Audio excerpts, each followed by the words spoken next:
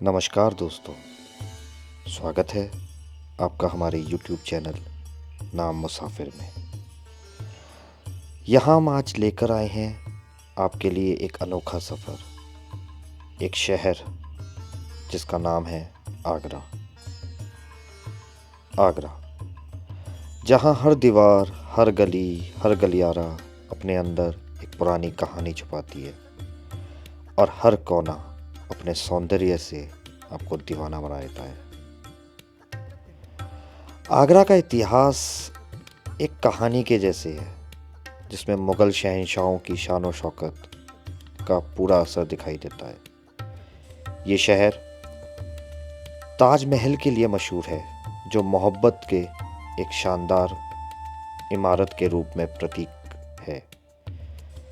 ताजमहल का निर्माण शाहजहां ने अपनी बेगम मुमताज़ के स्मारक के रूप में करवाया था। आगरा के हर कोने में मुग़ल काल की यादों की खुशबू महसूस होती है, जहां हर इमारत, हर बगीचा अपने सौंदर्य में एक मिसाल है। आगरा के शहर में घूमने की बात करें तो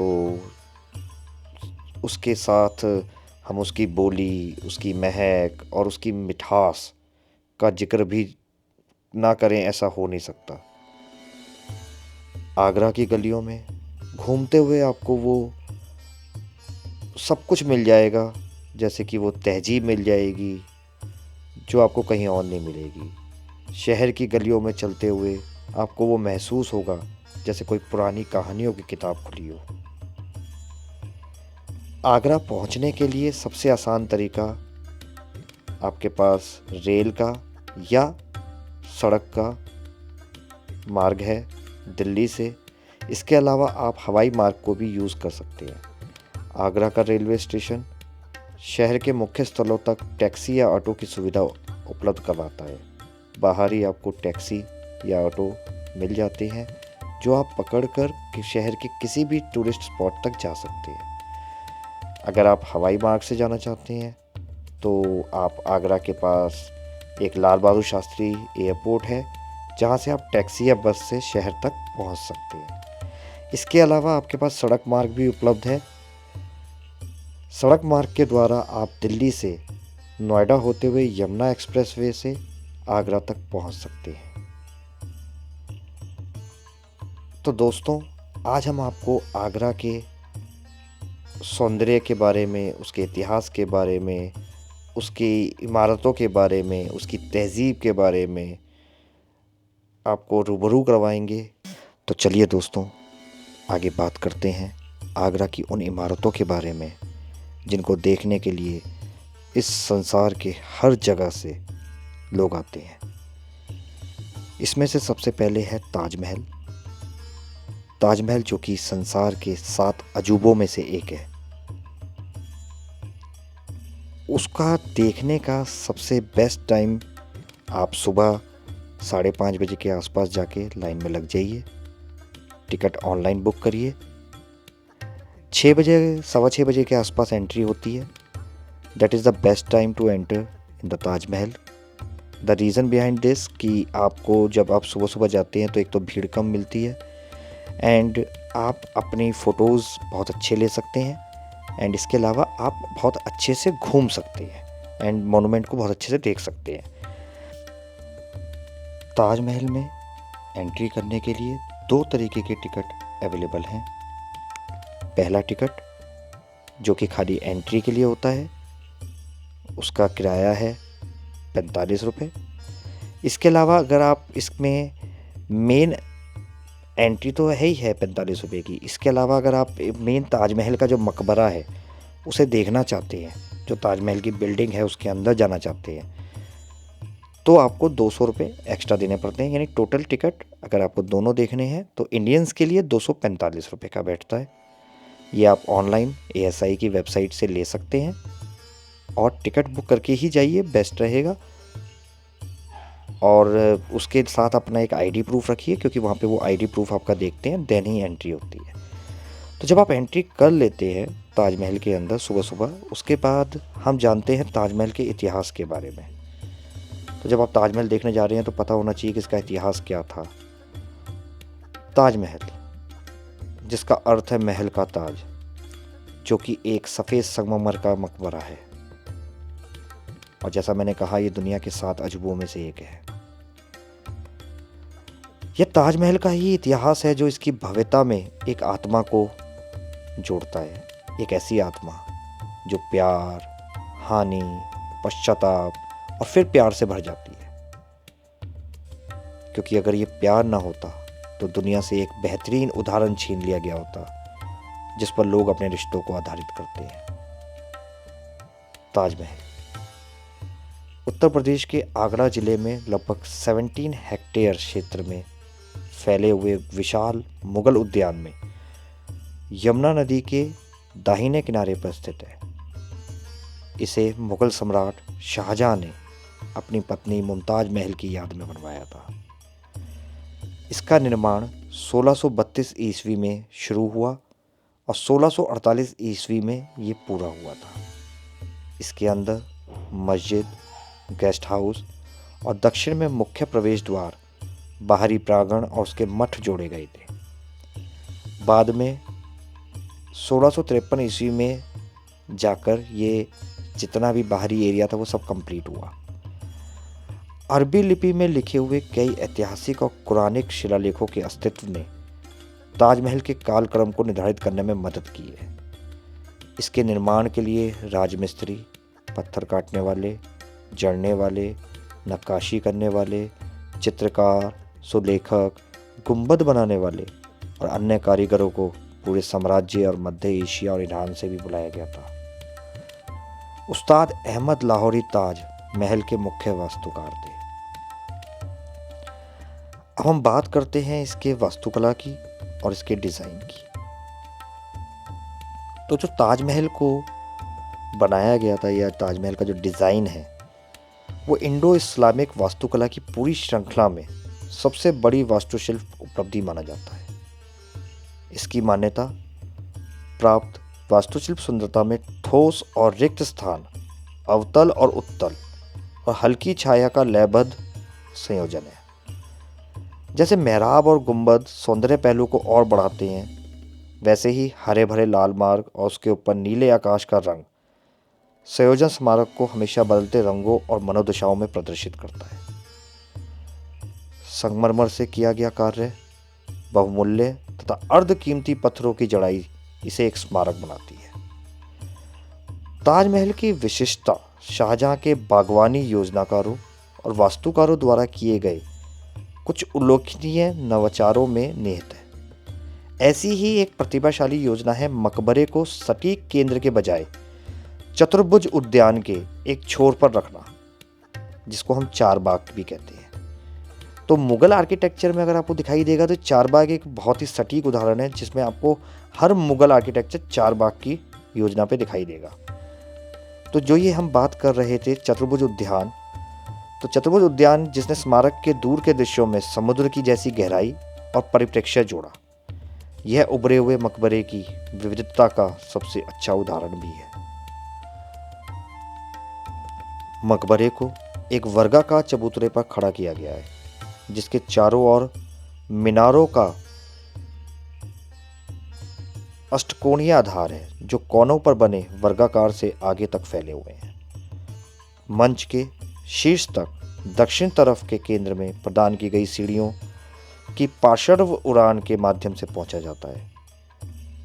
ताजमहल की जमीनी योजना संरचना के पूर्ण संतुलन में है। केंद्र में अष्टकोणीय मकबरा कक्ष है, जो पोर्टल हॉल और 4 कोने वाले कमरों से घिरा हुआ है। पूरी योजना ऊपरी मंजिल पर दोहराई जाती है। मकबरे का बाहरी भाग चौकोर है, जिसके कोने चैम्बरदार हैं। बड़ा 2 मंजिला गुंबददार कक्ष, जिसमें मुमताज महल और शाहजहां की कब्रें हैं, योजना में एक आदर्श अष्टकोणीय है। दोनों कब्रों को घेरने वाली उत्कृष्ट अष्टकोणीय संगमरमर की जालीदार स्क्रीन शानदार कारीगरी का नमूना है। यह अत्यधिक पॉलिश किया गया है और जड़ाई के काम से समृद्ध रूप से सजाया गया है। फ्रेम की सीमाओं पर कीमती पत्थर जड़े हुए हैं, जो अद्भुत पूर्णता के साथ निष्पादित फूलों का प्रतिनिधित्व करते हैं। पत्तियों और फूलों को बनाने के लिए उपयोग किए गए पत्थरों के रंग और शेड लगभग वास्तविक प्रतीत होते हैं। मुमताज महल की कब्र कक्ष के एकदम केंद्र में है, जो एक आयताकार मंच पर रखी गई है, जिसे फूलों के पौधों की आकृतियों से सजाया गया है। शाहजहां की कब्र मुमताज महल से भी बड़ी है और 30 साल से भी अधिक समय बाद इसके पश्चिम में मुमताज महल के बगल में स्थापित की गई है। ऊपरी कब्रें केवल भ्रामक हैं और असली कब्रें निचले कब्र कक्ष में हैं, जो शाही मुगल कब्रों में अपनाई गई प्रथा है। मंच के कोनों पर 4 स्वतंत्र मीनारों ने मुगल वास्तुकला में अब तक का अज्ञात आयाम जोड़ा है। 4 मीनारें न केवल स्मारक को एक प्रकार का स्थानिक संदर्भ प्रदान करती हैं, बल्कि इमारत को त्रिआयामी प्रभाव भी देती हैं। मकबरे के बगल में ताजमहल परिसर में सबसे प्रभावशाली मुख्य द्वार है, जो प्रांगण की दक्षिणी दीवार के केंद्र में शानदार ढंग से खड़ा है। गेट उत्तरी मोर्चे पर डबल ऑर्किड गैलरी से घिरा हुआ है। दीर्घाओं के सामने बगीचे को 2 मुख्य वॉकवे द्वारा 4 क्वार्टरों में विभाजित किया गया है और दीवार वाले बगीचे की टिमुरिड फारसी योजना पर प्रत्येक क्वार्टर को संकीर्ण क्रॉस अक्षीय वॉकवे द्वारा विभाजित किया गया है। पूर्व और पश्चिम की दीवारों के केंद्र में एक मंडप है। ताजमहल एक पूरी तरह से सममित रूप से नियोजित इमारत है, जिसमें केंद्रीय अक्ष के साथ द्विपक्षीय समरूपता पर जोर दिया गया है, जिस पर मुख्य विशेषताएं रखी गई हैं। उपयोग की जाने वाली निर्माण सामग्री लाल बलुआ पत्थर और संगमरमर से सुसज्जित ईंट चूना मोटार है और कीमती अर्धकीमती पत्थरों का काम है। ताजमहल परिसर में मस्जिद और गेस्ट हाउस केंद्र में संगमरमर के मकबरे के विपरीत लाल बलुआ पत्थर से बने हैं। दोनों इमारतों के सामने छत पर एक बड़ा मंच है। मस्जिद और गेस्ट हाउस दोनों एक जैसी संरचनाएं हैं। उनके पास एक आयताकार विशाल प्रार्थना कक्ष है, जिसमें एक केंद्रीय प्रमुख पोर्टल के साथ एक पंक्ति में व्यवस्थित 3 गुंबदकार खंड है। पोर्टल मेहराब और स्पेंड्रल्स का फ्रेम सफ़ेद संगमरमर से सुसज्जित है। स्पेंड्रल्स पत्थर के इंटॉर्सिया के फूलों वाले अरबी से भरे हुए हैं और मेहराब रस्सी की ढलाई से घिरे हुए हैं। अभी हम बात कर रहे थे ताजमहल के बगीचे के बारे में कि 4 बाग का एक एग्जाम्पल प्रस्तुत करता है। तो जो इसका बगीचा है, यह 300 मीटर के परिसर में फैला हुआ है और एक स्क्वायर शेप में है, जिसमें ये पूरा का पूरा मुगल उद्यान जो बना हुआ है वो ऊंचे रास्तों का उपयोग करता है, जो बगीचे के प्रत्येक 4/4 भाग को 16 धसे हुए पार्टर या फूलों की क्यारी में विभाजित करते हैं। बगीचे के केंद्र में मकबरे और प्रवेश द्वार के बीच आधे रास्ते में एक ऊंचा संगमरमर का पानी का टैंक है, जिसमें मकबरे की छवि को प्रतिबिंबित करने के लिए उत्तर दक्षिण अक्ष पर एक प्रतिबिंबित पूल स्थित है। मोहम्मद से वादा किए गए बहुतायत के टैंक के संदर्भ में उभरे हुए संगमरमर के पानी के टैंक को अल हावद अल कोथार भी कहा जाता है। अन्यत्र बगीचे को सामान्य और वैज्ञानिक नामों और फव्वारों के अनुसार लेबल किए गए पेड़ों के रास्ते से सजाया गया है। 4 बाग उद्यान फारसी उद्यानों से प्रेरित एक डिज़ाइन है, जिसे पहले मुगल सम्राट बाबर द्वारा भारत में लगाया गया था। यह जन्नत की 4 बहती नदियों का प्रतीक है और फारसी पेरिडेजा से प्राप्त स्वर्ग उद्यान को दर्शाता है, जिसका अर्थ है दीवारों वाला बगीचा। मुगल काल के रहस्यवादी इस्लामी ग्रंथों में स्वर्ग को बहुतायत के एक आदर्श उद्यान के रूप में वर्णित किया गया है, जिसमें एक केंद्रीय झरने या पहाड़ से बहने वाली 4 नदियां हैं, जो बगीचे को उत्तर, पश्चिम, दक्षिण और पूर्व में अलग करती है। अधिकांश मुगल 4 बाग आयताकार होते हैं, जिनके बीच में एक मकबरा या मंडप होता है। ताजमहल उद्यान इस मायने में असामान्य है कि मुख्य तत्व कब्र बगीचे के अंत में स्थित है।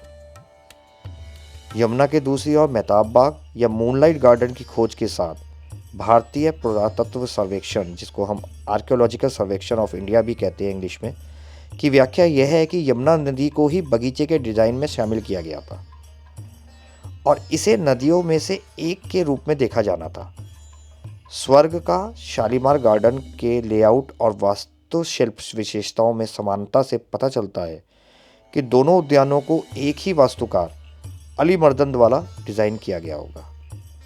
बगीचे के शुरुआती विवरणों में इसकी प्रचुर वनस्पति का वर्णन किया गया है, जिसमें प्रचुर मात्रा में गुलाब, डैफोडिल्स और फलों के पेड़ शामिल हैं। जैसे जैसे मुगल साम्राज्य का पतन हुआ, ताजमहल और उसके बगीचों का भी पतन हुआ। 19वीं शताब्दी के अंत तक ब्रिटिश साम्राज्य ने भारत के 3/5वें हिस्से पर नियंत्रण कर लिया और ताजमहल का प्रबंधन अपने हाथ में ले लिया। उन्होंने भूदृश्य को अपनी पसंद के अनुसार बदल दिया, जो लंदन के औपचारिक लॉन से अधिक मिलता जुलता है। अब बात करते हैं हम ताजमहल की बाहरी इमारतों की। तो ताजमहल परिसर 3 तरफ से लाल बलुआ पत्थर की दीवारों से घिरा हुआ है। नदी के सामने वाला भाग खुला है। दीवारों के बाहर कई अतिरिक्त मकबरे हैं, जिनमें शाहजहां की अन्य पत्नियों के मकबरे और मुमताज के पसंदीदा नौकर का भी एक बड़ा मकबरा शामिल है। मुख्य प्रवेश द्वार, जो एक दरवाजा है, एक स्मारकीय संरचना है जो मुख्य रूप से संगमरमर से निर्मित है और पहले के सम्राटों की मुगल वास्तुकला की याद दिलाती है। इसके तोरण द्वार मकबरे के आकार को प्रतिबिंबित करते हैं और इसके पिस्ताक मेहराब में सुलेख शामिल हैं, जो मकबरे को सजाता है। गुंबददार छत और दीवारों में विस्तृत ज्यामितीय डिजाइन है, जैसे कि परिसर में अन्य बलुआ पत्थर की इमारतों में पाए जाते हैं। परिसर के दूर के छोर पर 2 भव्य बालू पत्थर की लाल इमारतें हैं, जो एक दूसरे को प्रतिबिंबित करती हैं और मकबरे के किनारों का सामना करती हैं। इमारतों का पिछला भाग पश्चिमी और पूर्वी दीवारों के समानांतर है।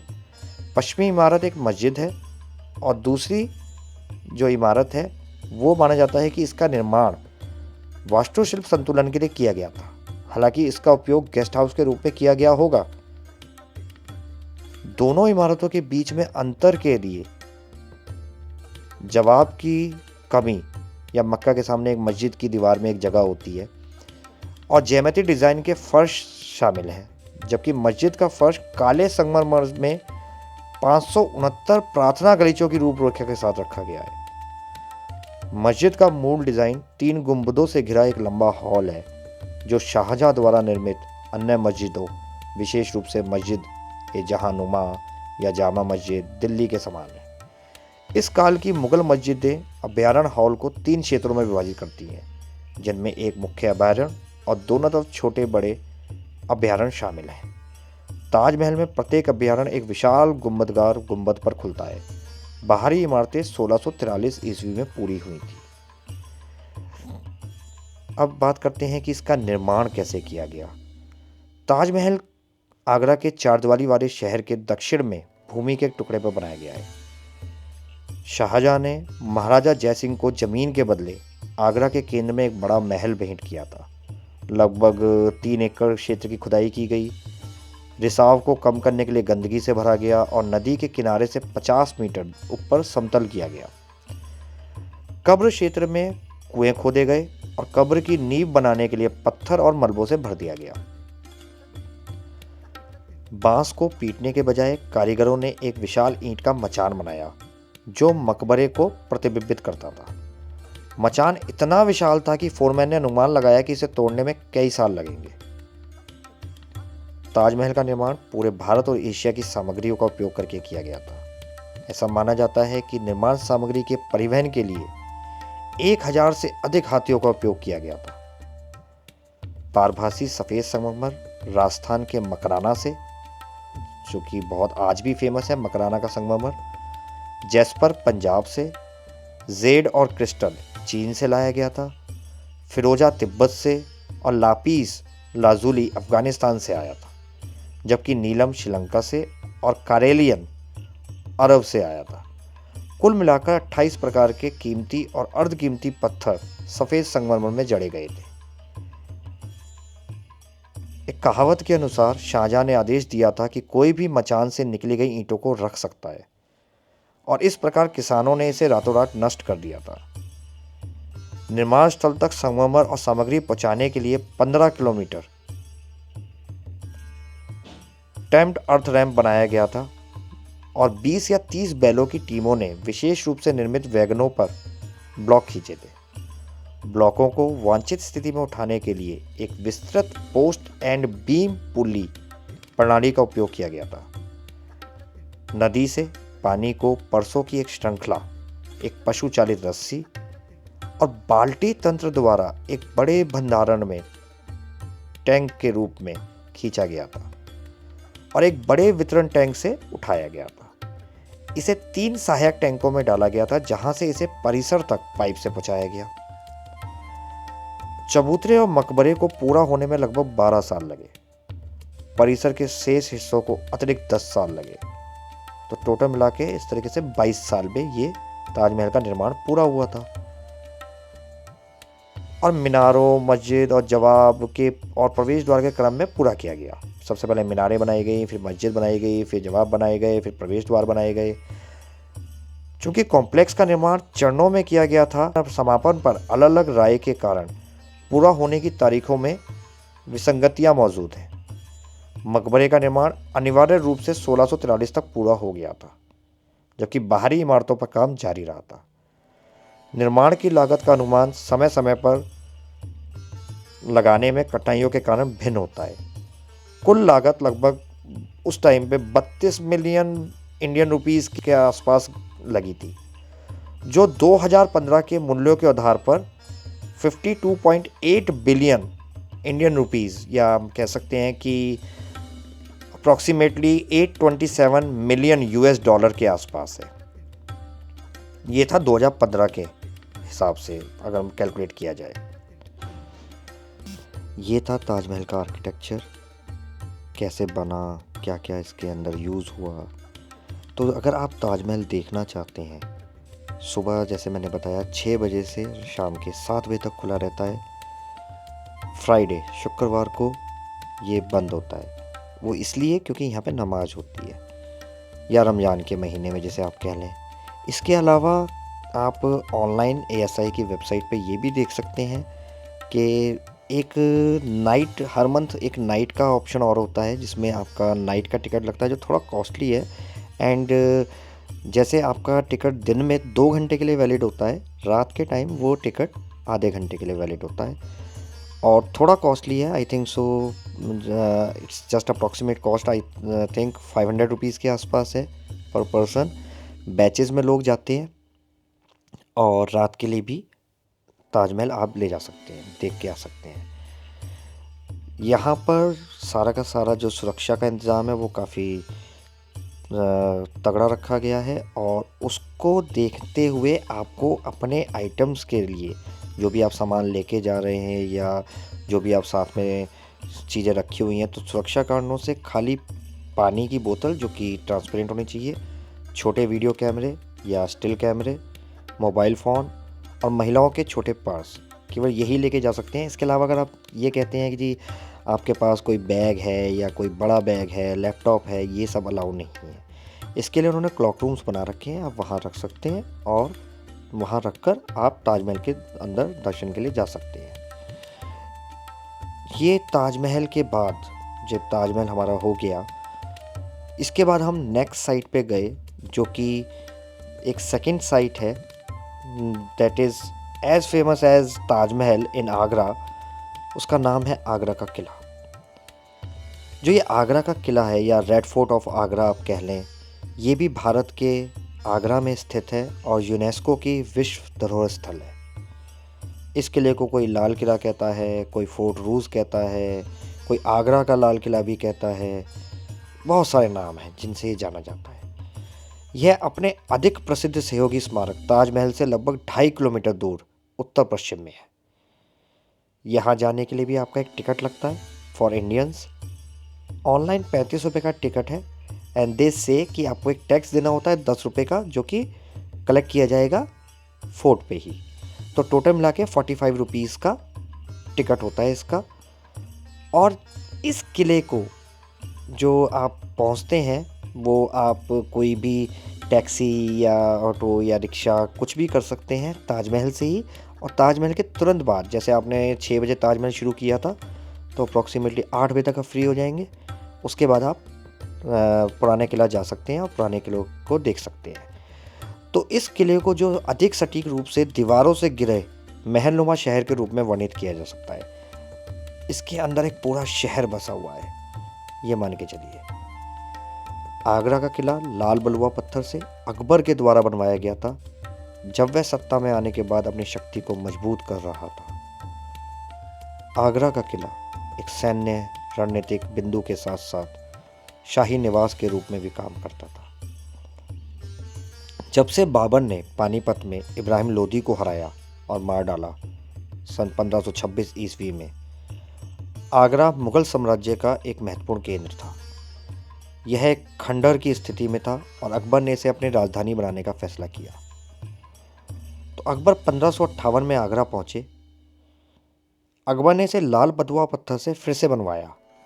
वास्तुकारों ने इसकी नींव रखी और इसे के आंतरिक भाग में ईंटों और बाहरी सतह पर बलुआ पत्थर से बनाया गया। लगभग 14,44,000 बिल्डरों ने इस पर 8 साल तक काम किया और इसे 1573 में पूरा किया।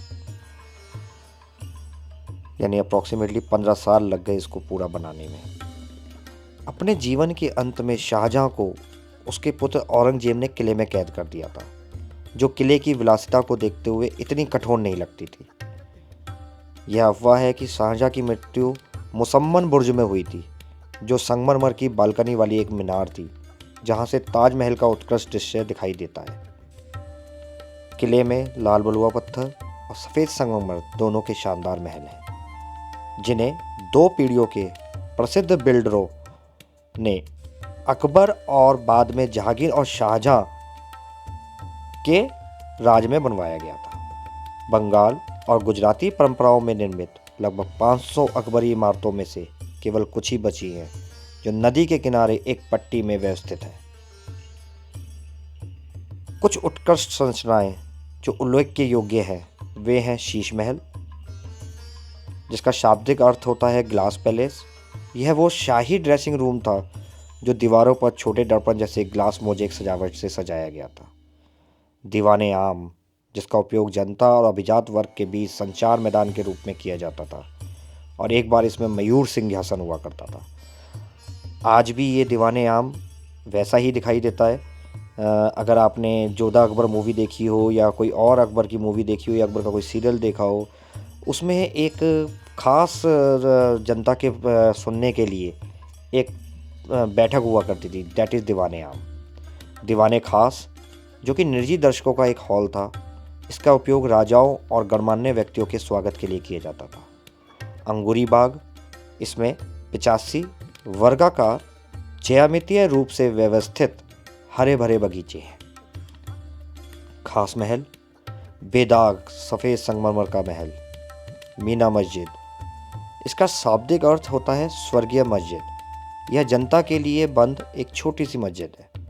नगीना मस्जिद, इसका शाब्दिक अर्थ होता है रत्न मस्जिद। इसे विशेष रूप से दरबार की महिलाओं के लिए डिज़ाइन किया गया था। मुसम्मन बुर्ज, ताजमहल के सामने बालकनी वाला एक बड़ा अष्टकोणीय टावर। अब बात करते हैं हम लाल किले की वास्तुकला की। तो जो लाल किला है वो बेसिकली कर्मुका शैली में बनाया गया है, जो सम्राट की राजधानी का विशिष्ट डिज़ाइन है। यह 3 तरफ से लगभग आयताकार है, जबकि चौथी तरफ यमुना नदी का मोड़ है। किला एक दोहरी खाई प्रणाली का उपयोग करता है, जिसमें एक पानी की खाई, माना जाता है कि पहले इसको मगरमच्छों से भर दिया जाता था, ताकि जब कोई एनिमी अटैक करे तो इस खाई को पार करना पड़े, तो इसमें मगरमच्छ होंगे तो वो एनिमी को खा जाएंगे, तो इसलिए उसमें मगरमच्छ होते थे। एक पानी की खाई और एक सूखी खाई, जो कि आदमखोर बाघों से भरी हुई होती थी। इसे लाल बलुआ पत्थर की दीवारों के 2 सेटों पर संरक्षित किया गया है। बाहरी दीवार 40 फीट ऊंची और भीतरी दीवार 70 फीट ऊंची है। यहाँ 2 कामकाजी बुर्ज या गढ़ हैं, शाह बुर्ज और बंगाली बुर्ज। साथ ही 70 छोटे टावर भी हैं। प्रवेश 3 प्राथमिक प्रवेश द्वारों के माध्यम से प्राप्त किया गया था। दिल्ली गेट मुख्य प्रवेश द्वार, अमर सिंह गेट वर्तमान आगंतुक प्रवेश द्वार, लाहौर गेट पाकिस्तान की ओर कई प्रसिद्ध राजनीतिक भाषणों का स्थल। तो अगर इसकी आप संरचना में जो मेन देखें तो दिल्ली गेट आता है, अमर सिंह गेट आता है, जहांगीर महल आता है, खास महल आता है, मुसम्मन बुर्ज आता है, शीश महल आता है, दीवाने खास आता है, मच्छी भवन आता है, नगीना मस्जिद आता है, दीवान में आता है, मोती मस्जिद आता है। तो चलिए इनके बारे में जानते हैं। लाल किले के जो ये छोटे छोटे संरचनाएं हैं या छोटे छोटे आर्किटेक्चर लेवल पे जो पार्ट्स दिए हुए हैं वो क्या क्या थे। सबसे पहले आता है दिल्ली गेट। दिल्ली गेट जो किले के पश्चिमी तरफ है, अकबर के काल की एक उत्कृष्ट वास्तुकला है।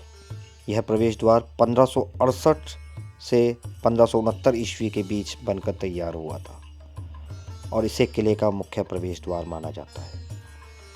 इसे इस तरह से डिज़ाइन किया गया था कि किले पर किसी भी हमले को बेहद मुश्किल बनाया जा सके। दिल्ली गेट तक एक लकड़ी के पुल को पार करके पहुंचा जाता था जो किले को मुख्य भूमि से जोड़ता है। विभिन्न जाल बिंदुओं पर तीखे मोड़ों वाला एक टेढ़ा प्रवेश द्वार और एक पक्की चढ़ाई हमलावर सेना के मार्ग में बाधा डालने के लिए तैयार की गई थी। इस प्रकार किले पर धावा बोलना लगभग असंभव कार्य था, क्योंकि एक बार जब दुश्मन फंस जाता है तो उसे प्राचीर पर तैनात रक्षकों की गोलाबारी का सामना करना पड़ता था। इसके अलावा ऊंचे अतिरिक्त मजबूत गढ़ों जैसे विशेषताएं जो आगे की ओर उभरे हुए और ऊंचे थे और ऊंचे मेरलों के साथ युद्ध ने किलों को मजबूत किया।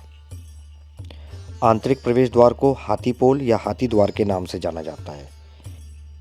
इसे यह नाम इसलिए दिया गया था क्योंकि पहले प्रवेश द्वार को हाथियों की 2 आदमकद मूर्तियों से सजाया गया था, जिनकी सूंड ऊपर की ओर एक तोरण द्वार बनाती थी, लेकिन आज केवल चबूतरे ही बचे हैं। यह प्रवेश द्वार 2 सुंदर डिज़ाइन और अलंकृत बुर्जों द्वारा संरक्षित था। यह बुर्ज आकार में अष्टकोणीय और ऊंचाई में 2 मंजिला है। प्रत्येक गढ़ को एक सुंदर छतरी से सजाया गया है और इसमें एक युद्धक छतरी है। प्रवेश द्वार की योजना इस तरह बनाई गई थी कि यह इतना विशाल था कि इसमें बैठक कक्ष, बरामदे और मंडपों की एक श्रृंखला शामिल हो सके।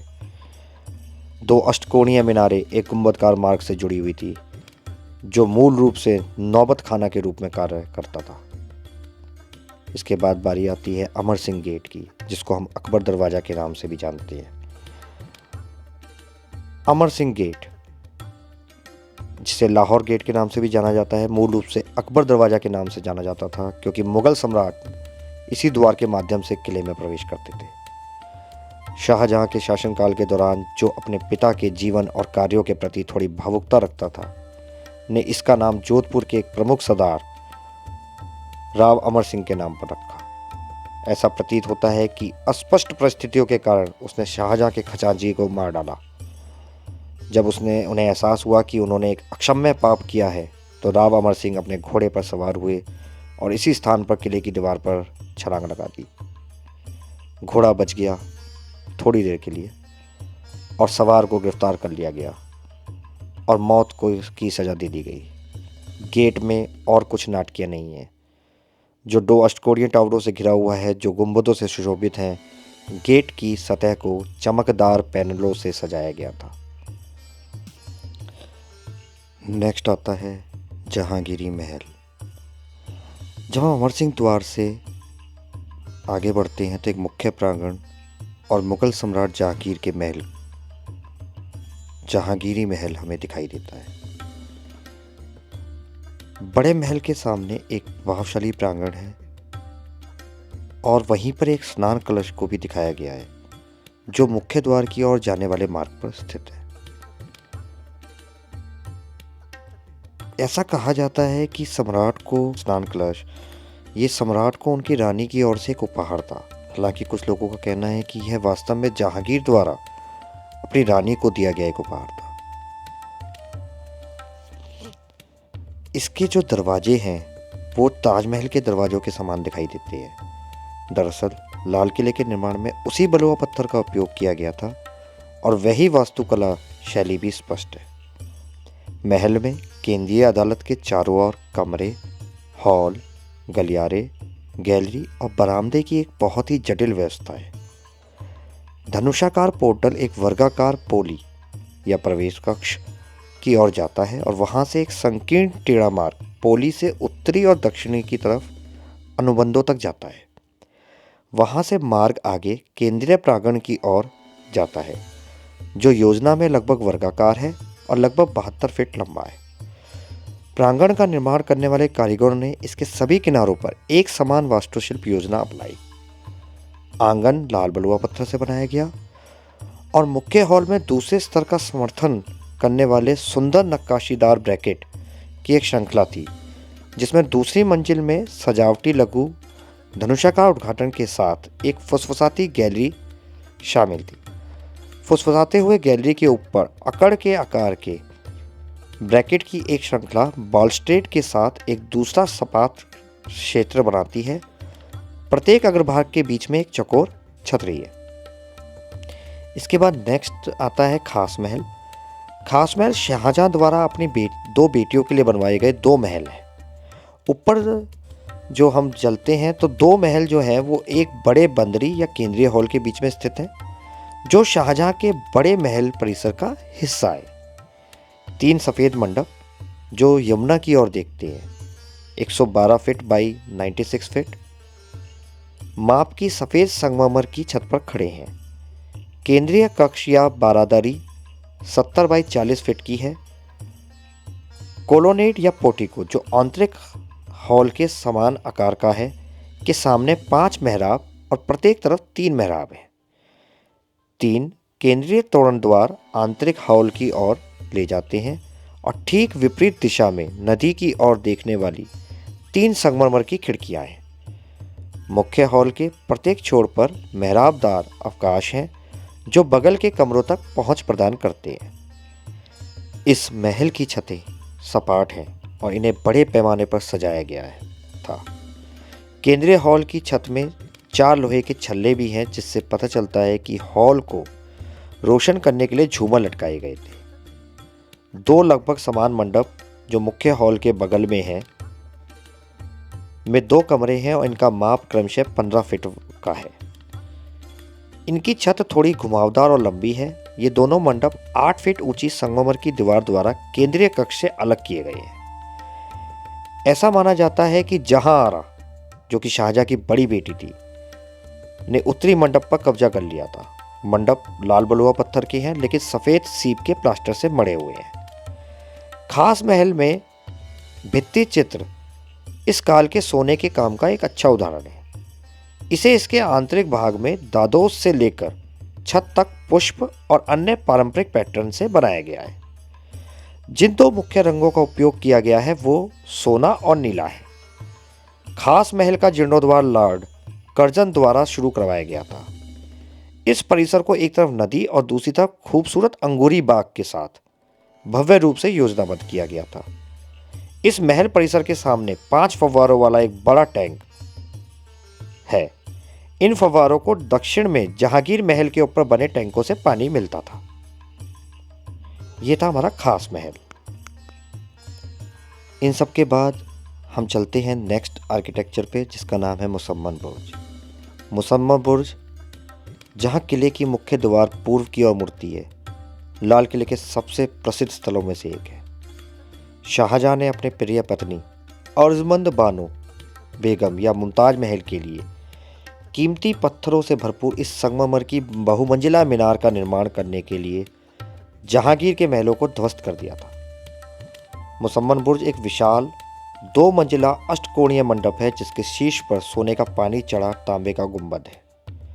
निचले मंजिल के कोर्ट में एक फर्श है जो 25सी खेलने के लिए एक बोर्ड जैसा प्रतीत होता है। इस प्रकार इसे 25सी न्यायालय के नाम से भी जाना जाता है, लेकिन यह वास्तव में नालियों के लिए एक सजावटी आवरण था, जिसका उपयोग महल से पानी बाहर निकालने के लिए किया जाता था। ऐसा माना जाता है कि शाहजहां को यहीं कैद किया गया था और मुसम्मन बुर्ज से ही शाहजहां की मृत्यु ताजमहल को देखते हुए हुई थी। टॉवर के बगल में पश्चिम में एक छोटा मंडप जिसे शाह बुर्ज के नाम से जाना जाता है, जो शायद पूरे किले में सबसे अलंकृत इमारत है। मंडप के बीच में एक फव्वारा के साथ एक सुंदर जड़ा हुआ और प्रचुर मात्रा में नक्काशीदार धसा हुआ टैंक है। मंडप को अर्ध कीमती पत्थरों के साथ नाजुक जड़ाई कार्य से सजाया गया है और इसकी सपाट गुंबददार संगमरमर की छत को कभी सोने और अन्य रंगों से सजाया गया था। यह खूबसूरत छोटा महल परिसर एक स्वनिहित इमारत है। इसके अपने अलग आंगन और स्नानघर हैं। इस इमारत से एक रास्ता शाही स्नानघर और दीवाने खास की ओर जाता है। वहाँ एक और छोटा संगमरमर का पक्का कमरा है जिसमें एक झरना और एक चैनल है। गर्मियों के महीने के दौरान यह एक ठंडा विश्राम स्थल रहा होगा। पौधों और फूलों की आकृतियां बनाने के लिए पॉलीक्रोम संगमरमर और अर्धकीमती पत्थर का बड़े पैमाने पर उपयोग किया गया है। इसके बाद बात करते हैं शीश महल की। शीश महल या ग्लास पैलेस दीवाने खास हॉल के नीचे मोसम्मन ब्रिज के पश्चिमी किनारे पर स्थित है। शाहजहां ने इसे 1631 से 1640 के बीच बनवाया था। संभवतः शाही स्नानघर के रूप में उपयोग करने के लिए इसका प्रयोग हुआ होगा। इस प्रकार इसमें शानदार आंतरिक सज्जा सुनिश्चित करने के लिए अतिरिक्त मोटी दीवारें थी। इसका यह नाम इसकी दीवारों और छतों पर प्लास्टर में लगे दर्पणों के व्यापक उपयोग के कारण रखा गया था। प्रकाशित होने पर यह एक सुंदर नाटकीय प्रभाव देता था और इस प्रकार कृत्रिम प्रकाश के उपयोग की आवश्यकता के लिए इसे जानबूझकर अंधेरा कर दिया गया था। शाहजहां के इतिहासकार अब्दुल हामिद लाहौरी के अनुसार ये शानदार दर्पण हलेब या अलेप्पो सीरिया से आए थे जो उस समय ऐसे चश्मे के निर्माण का मुख्य केंद्र था। महल में 2 बड़े कक्ष हैं जो केंद्र में एक चौड़े मेहराबदार उद्घाटन और किनारों पर 2 संकीर्ण मार्गों से जुड़े हुए हैं। केवल प्रकाश जो यहाँ रेंगता था 2 दरवाजों और दक्षिण दीवार में एक वेंटिलेटर के माध्यम से यहाँ पहुँचता था। इन दोनों कक्षों में संगमरमर का एक तालाब था जिसमें फव्वारे लगे थे और गर्म तथा ठंडे पानी की व्यवस्था थी। संगमरमर के दरवाजे उपलब्ध कराए गए थे ताकि कक्ष को आसानी से भाप स्नान के रूप में भी इस्तेमाल किया जा सके। आंतरिक हॉल में पानी के लिए 2 प्रवेश द्वारों से सुसज्जित सुंदर आलों के अलावा मोमबत्ती आलों की भी 2 श्रृंखलाएं थी, जहां मोमबत्तियां गिरते हुए पानी पर अपना प्रतिबिंब बनाने के लिए एक सुंदर प्रभाव डालने के लिए रखी गई थी। बाहरी हॉल में डेडो पैनल में बीच में चित्रित पौधों के साथ बॉर्डर जुड़े हुए हैं। काले एवं लाल रंग का प्रयोग प्रचुर मात्रा में किया गया था। उनके ऊपर के पैनलों में प्लास्टर राहत कार्य ग्लास मोज़ेक कार्य के साथ संयोजन में गुलदस्ता या फूलों का गुच्छा दर्शाता है और इसमें किसी समय दर्पण या सुंदर चित्र शामिल हो सकते हैं। आंतरिक हॉल में दादों पर कोई जड़ाई का काम नहीं है, लेकिन उन्हें वांछित सुंदरता प्रदान करने के लिए कर्तव्यपूर्वक चित्रित किया गया है। यहाँ सेमी सॉफिट्स हैं और छतें स्टैकलाइट पैटर्न से अलंकृत हैं।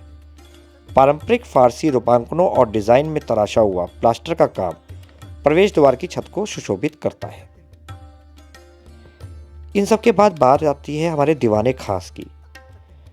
दीवाने खास या निजी दर्शक कक्ष एक अच्छी तरह से नक्काशीदार चबूतरे पर खड़ा है जो लगभग 3 फुट ऊंचा है और इसमें सिंहासन छत से प्रवेश किया जाता है। संगमरमर के 2 सिंहासन एक दूसरे के सामने रखे हुए हैं।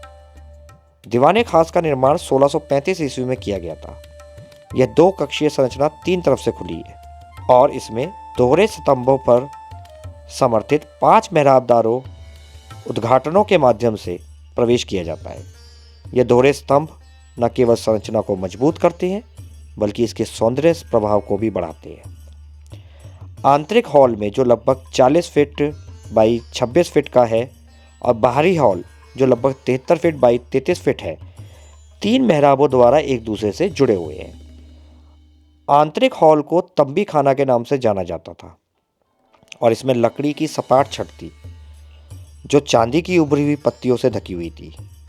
इस कमरे का उपयोग सम्राट द्वारा राजाओं, राजदूतों और अमीरों के निजी स्वागत के लिए और राज्य के महत्वपूर्ण मामलों से निपटने के लिए किया जाता था। नेक्स्ट जो इसके अंदर जगह है वो है मच्छी भवन।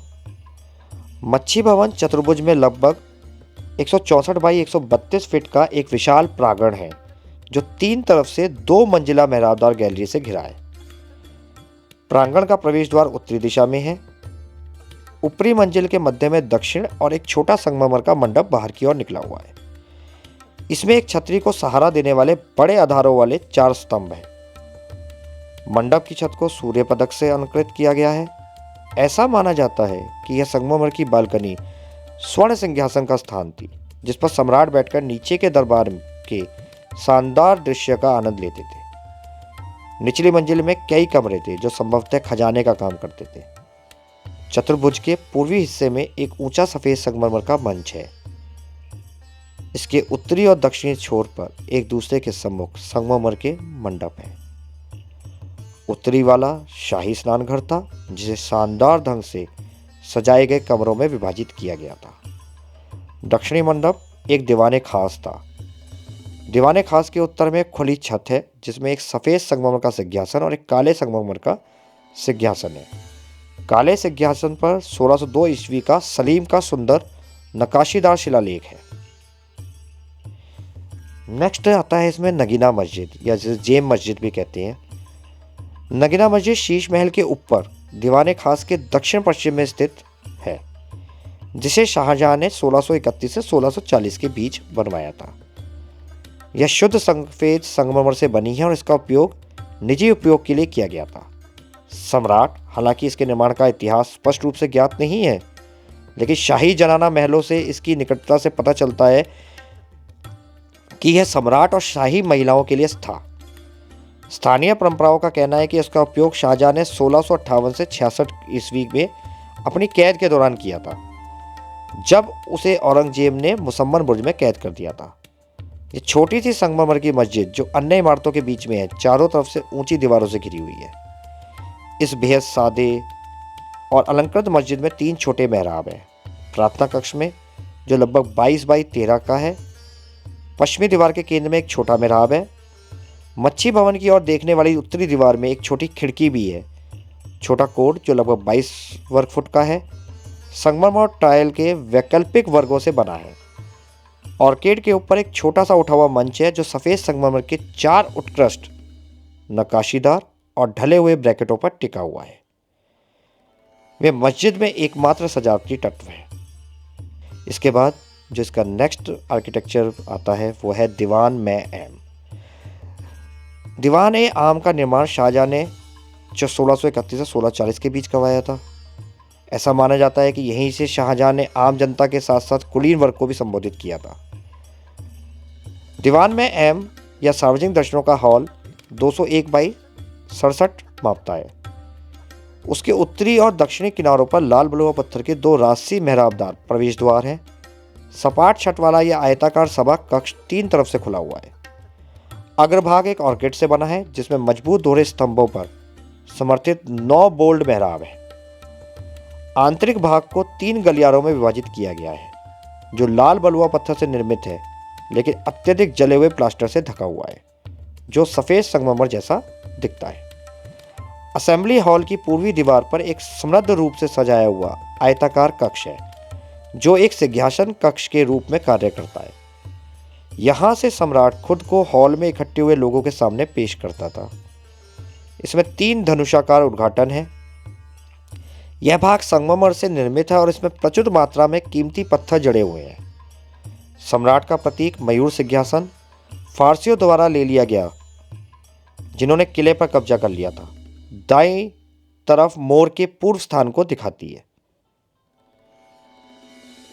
इसके बाद लास्ट इसमें जो आर्किटेक्चर था वो था मोती मस्जिद या पर्ल मस्जिद।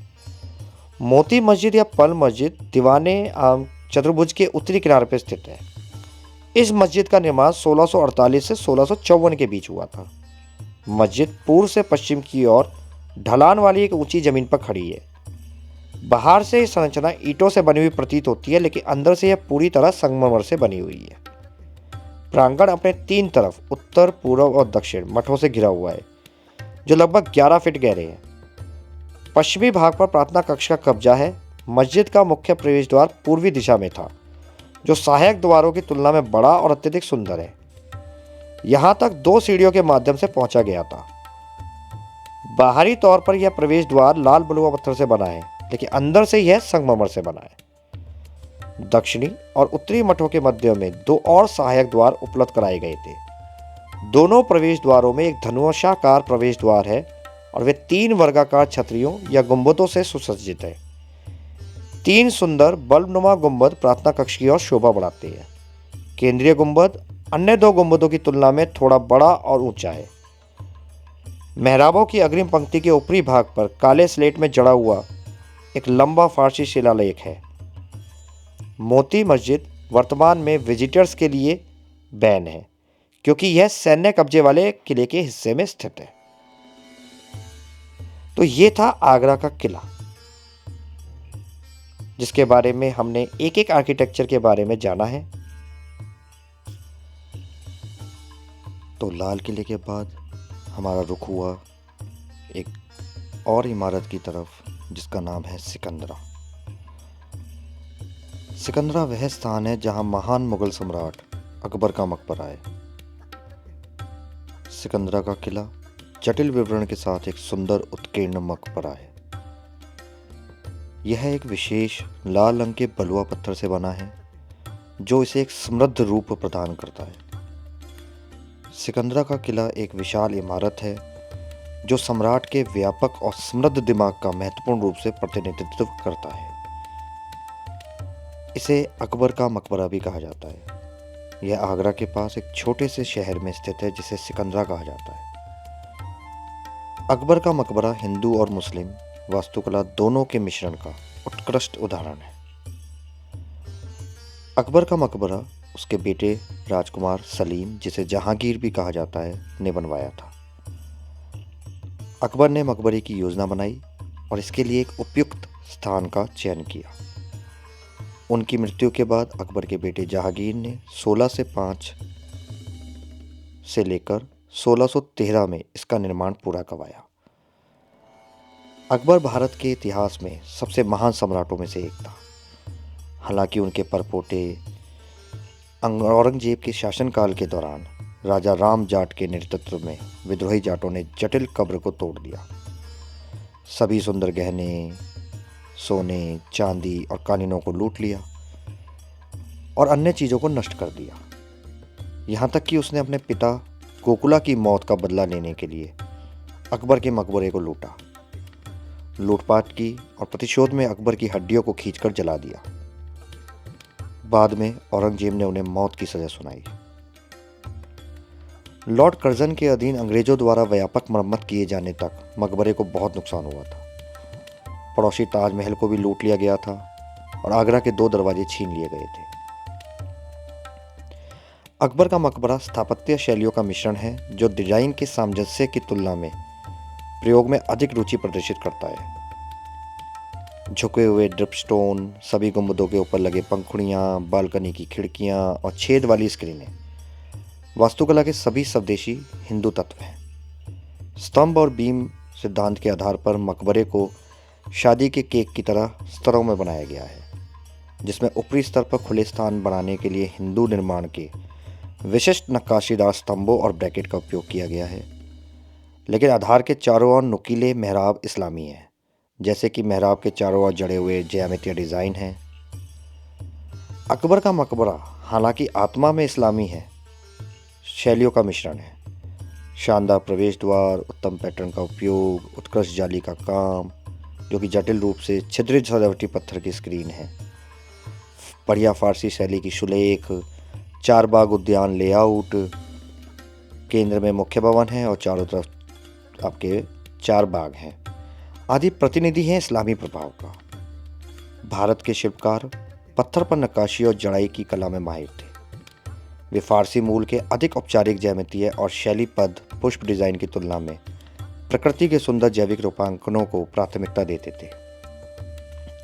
जहांगीर द्वारा निर्मित यह मकबरा आगरा में अकबर के लाल किले में इतनी प्रचुरता से उपयोग की गई गहरी अलंकारिक पत्थर नक्काशी को बहुत कम दिखाता है, लेकिन मकबरे के कई गुंबद और धनुषाकार छत अत्यधिक तरलता के साथ बनाए गए रंगीन पैटर्न का एक शानदार प्रदर्शन देते हैं। यह हिंदू शिल्प कौशल का प्रतीक है। शानदार ढंग से तैयार की गई जाली स्क्रीन के बड़े पैनल बरामदे की चारों तरफ की बाहरी दीवार बनाते हैं। अकबर की कब्र तहखाने में स्थित है, जहां फारसी शिलालेखों के सोने, नीले और हरे पुष्प अरबी में भव्य प्लास्टर चित्रों से ढके एक बरामदे से होकर पहुंचा जाता है। यह मकबरा एक विशाल बगीचे के केंद्र में स्थित है, जो चारों तरफ से ऊंची दीवारों से घिरा हुआ है। प्रत्येक घेरने वाली दीवार के मध्य में एक स्मारकीय प्रवेश द्वार है। मुख्य प्रवेश द्वार दक्षिण की ओर है, जबकि अन्य 3 वास्तुशिल्प समरूपता के लिए योजनाबद्ध है, केवल सजावटी हैं और शब्द के सही अर्थ में प्रवेश द्वार के रूप में कार्य नहीं करती हैं। वास्तव में ये पूर्ण विकसित हवेलियां हैं। यह योजना सर्वतोभद्र मंदिर मिरे की प्रेरणा से बनी योजना के समान है, जैसा कि प्रतीत होता है, न कि संयोग से। पूरे बगीचे को पारंपरिक 4 बाग या चार बाग योजना के अनुसार 4 बराबर भागों में विभाजित किया गया है। प्रत्येक क्वार्टर एक ऊंचे और चौड़े छत या पक्की सड़क से अलग होता है, जिसके केंद्र में एक संकीर्ण उथली जल चैनल चलती है और किनारे पर ऊंचे फुटपाथ होते हैं। ये 4 मीनारें पहली बार इस क्षेत्र में दिखाई देती हैं। वे केवल गेटवे को सुपर इम्पोज कर रहे हैं, और हालांकि एक अनूठी विशेषता है, वे इससे जुड़े हुए हैं और सहायक है।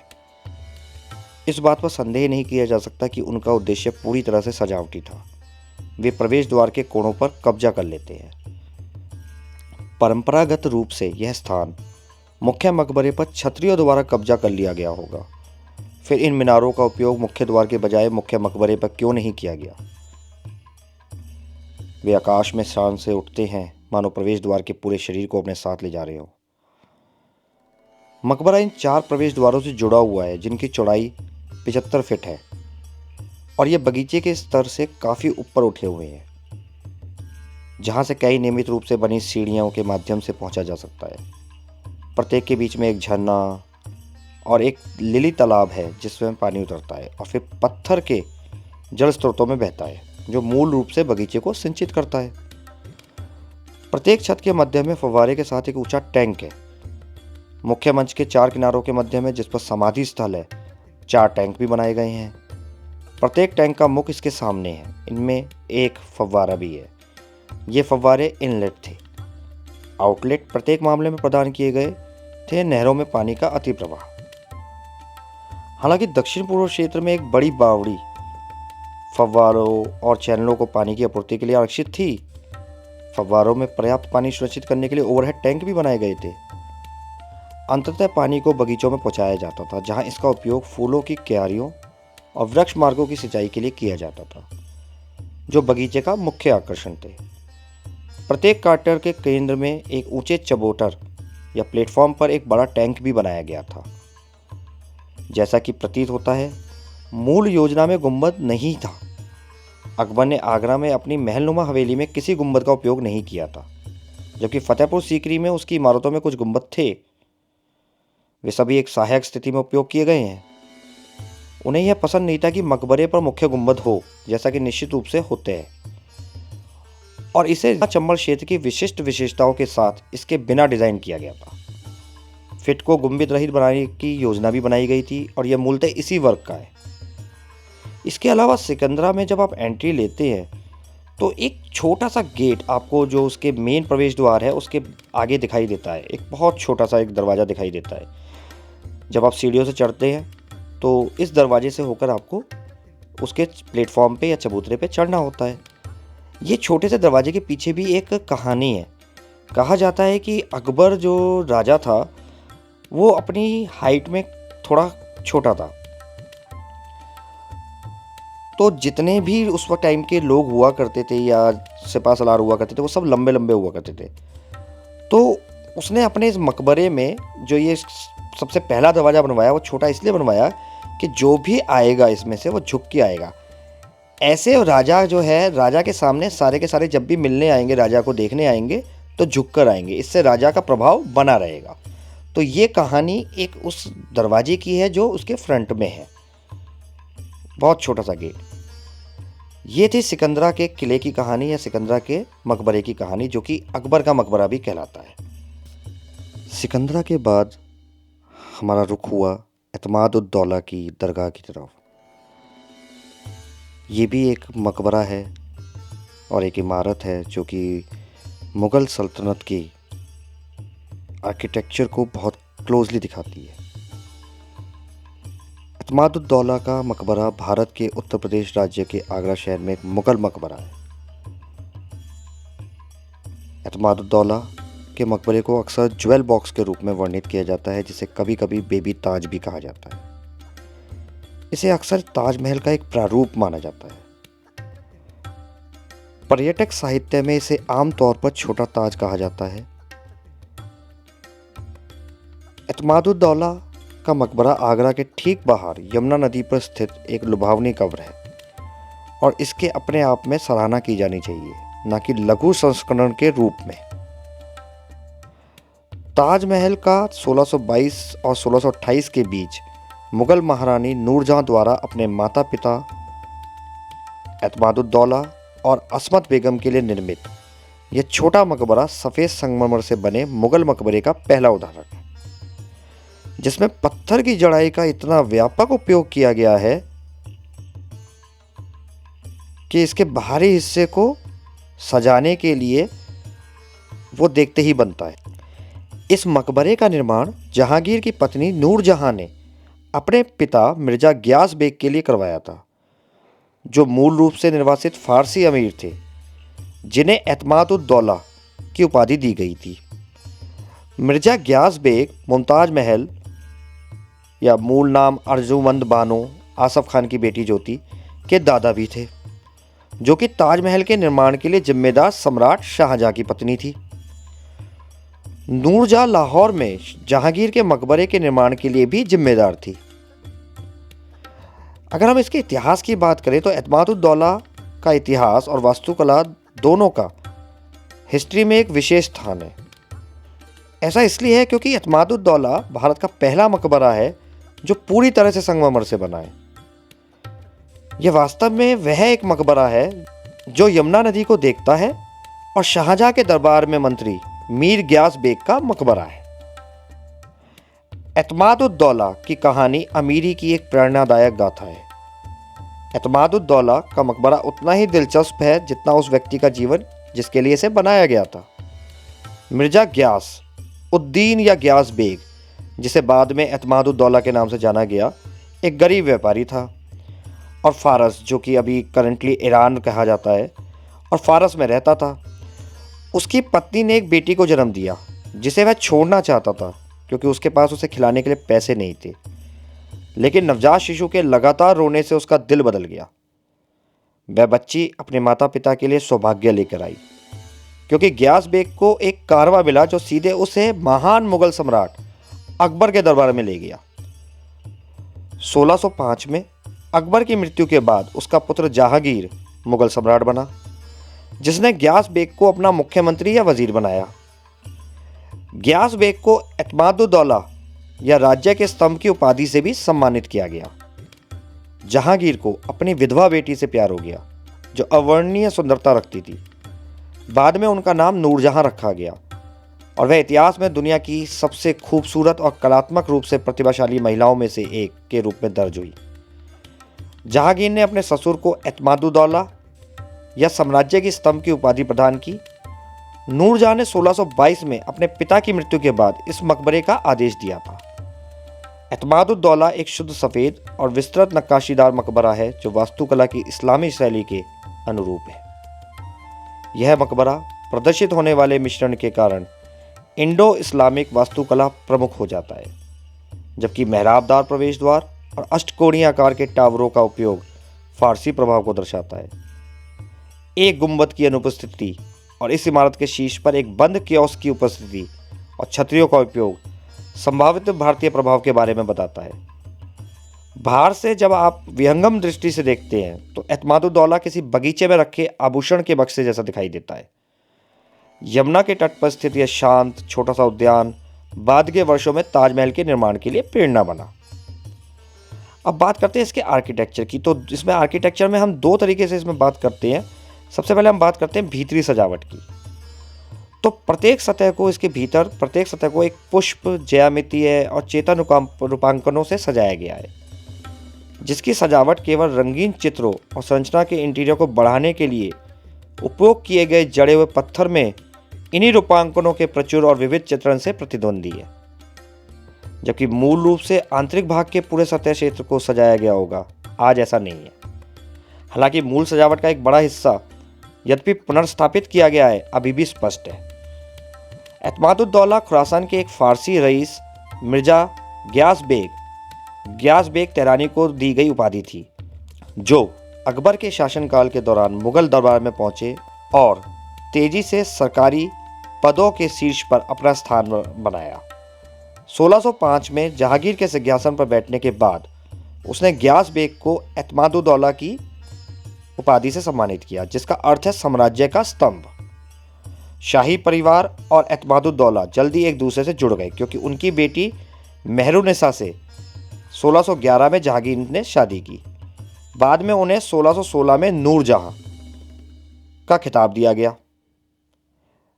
इसके अलावा एतमादुद्दौला की पोती अर्जुमंद बानो बेगम, उनके बेटे अबुल हसन की बेटी जिसका नाम आसफ खान था, ने मुगल राजकुमार शाहजहां से शादी की। यह अर्जुमंद बानो बेगम ही थी जिन्हें मुमताज महल की उपाधि दी गई थी और आखिरकार उनके लिए ताजमहल बनवाया गया था। नूरजहां वास्तुकला की एक महान संरक्षक थी, जैसा कि उनके विभिन्न भवन निर्माण आयोगों से पता चलता है, और एक स्वतंत्र रूप से धनी महिला भी थी। उसके खजाने में विभिन्न व्यापार उद्यमों और भूमि जोत से धन आ रहा था, और उसके पिता की मृत्यु पर उसे उसकी संचित संपत्ति भी दे दी गई थी। परिणाम स्वरूप जब उसने अपने माता पिता की कब्र का निर्माण शुरू किया, तो वह बजटीय बाधाओं के बिना मकबरे का निर्माण करने में सक्षम हो गई, जिसका परिणाम यह इमारत का गहना है। मकबरे को मंच मकबरे के रूप में वर्गीकृत किया जा सकता है, जो जहांगीर के शासनकाल के दौरान लोकप्रिय मकबरा शैली थी। इसका निर्माण आगरा की शहर की दीवारों के बाहर यमुना के पूर्वी तट पर एक बगीचे में किया गया था, जो मूल रूप से एतमादुद्दौला के स्वामित्व में था। यह मकबरा पूरी तरह से सफ़ेद संगमरमर से बना हुआ है। एक छोटे से चारबाग के केंद्र में एक लाल बलुआ पत्थर के मंच के ऊपर रखा गया था, जिसके चारों ओर की दीवारों में बने 4 स्मारकीय प्रवेश द्वारों में से 2 के माध्यम से पहुंचा जा सकता था।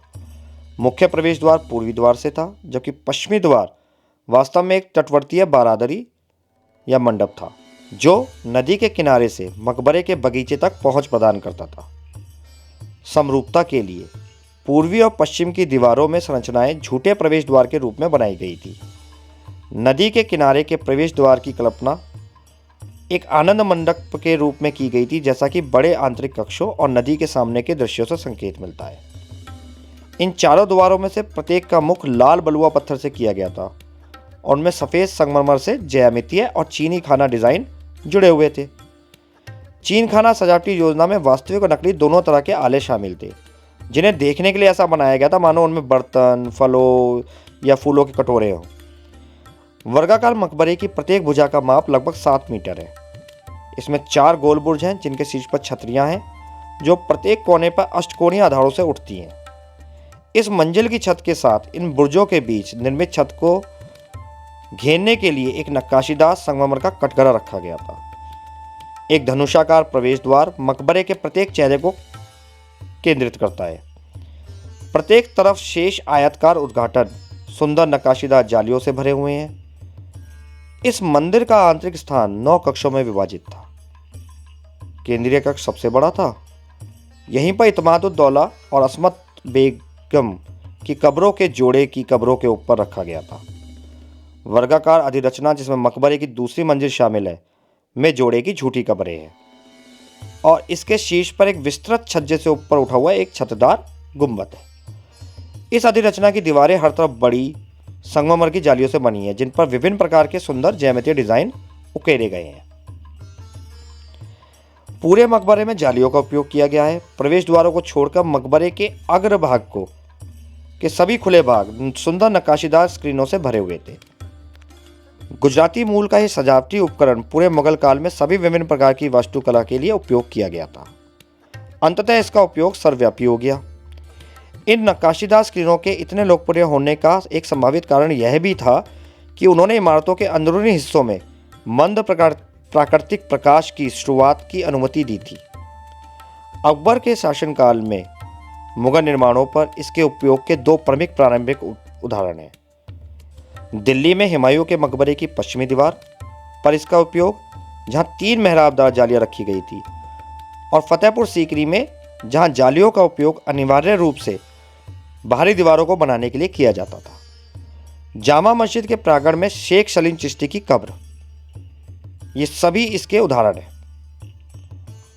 अब मकबरे की जो बाहरी सजावट है वो बढ़िया संगमरमर की सतह को ज्यामितीय डिजाइनों और चीनी खाना रूपांकनों पर आधारित एक शानदार डिजाइन का उपयोग करके जड़े हुए कठोर और अर्धकीमती पत्थरों से सजाया गया है।